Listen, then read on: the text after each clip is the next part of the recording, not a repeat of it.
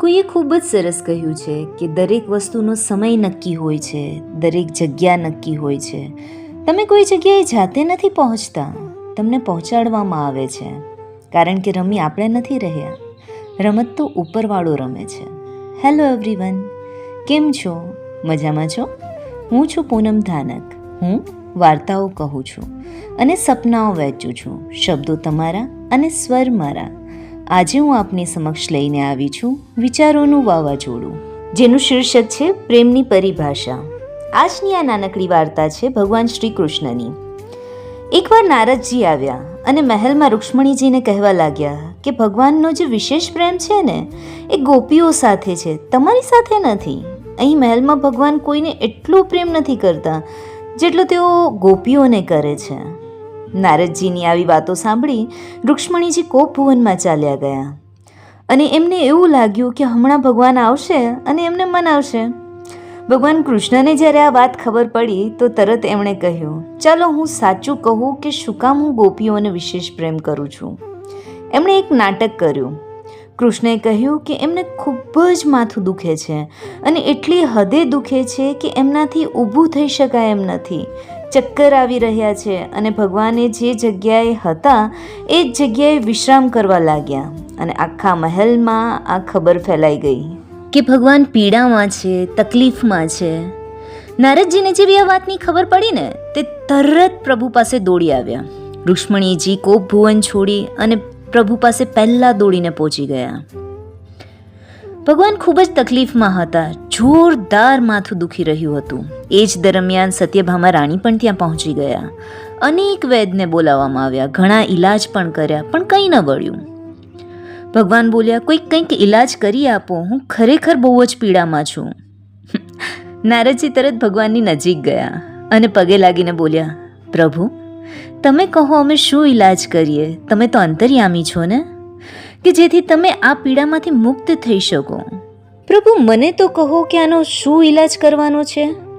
અમે તમને આટલી તકલીફમાં નથી જોઈ શકતા.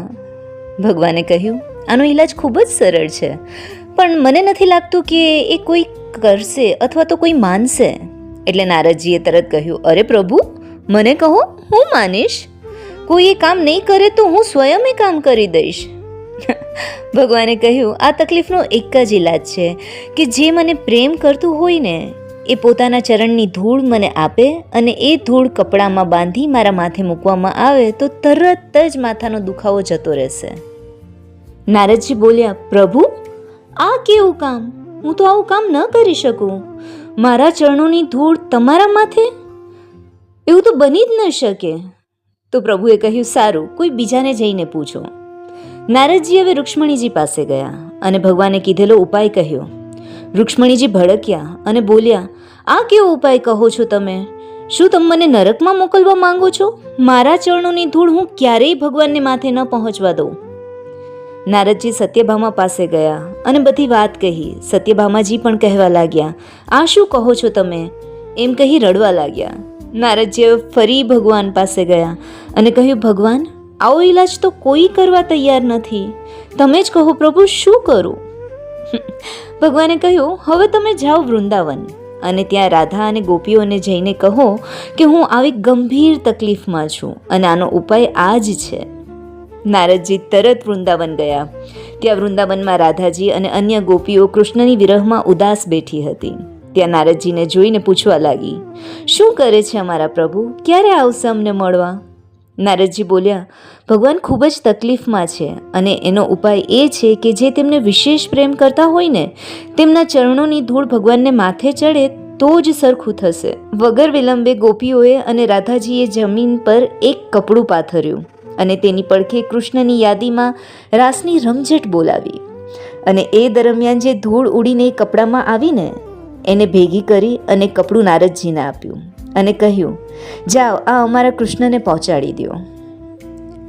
હવે એક પળવાળનું પણ મોડું કર્યા વગર નારદજી પહોંચી ગયા દ્વારકા ભગવાન પાસે અને જઈને કપડું ભગવાનને માથે બાંધવામાં આવ્યું. થોડીક જ ક્ષણોમાં ભગવાનના માથાનો દુખાવો દૂર થઈ ગયો. ત્યારે ભગવાને નારદજીને કહ્યું, હવે સમજાયું તમને કે હું શું કામ ગોપીઓ સાથે વિશેષ પ્રેમ કરું છું? કેમ કે તેઓ મને સરળ પ્રેમ કરે છે. રૂક્ષ્મણી, સત્યભામા, મથુરા કે વૃંદાવનવાસીઓ કેટલો પ્રેમ કરે છે એનાથી એમને કોઈ મતલબ નથી. તેઓ તો બસ પોતાના તરફથી પૂર્ણ પ્રેમ આપે છે.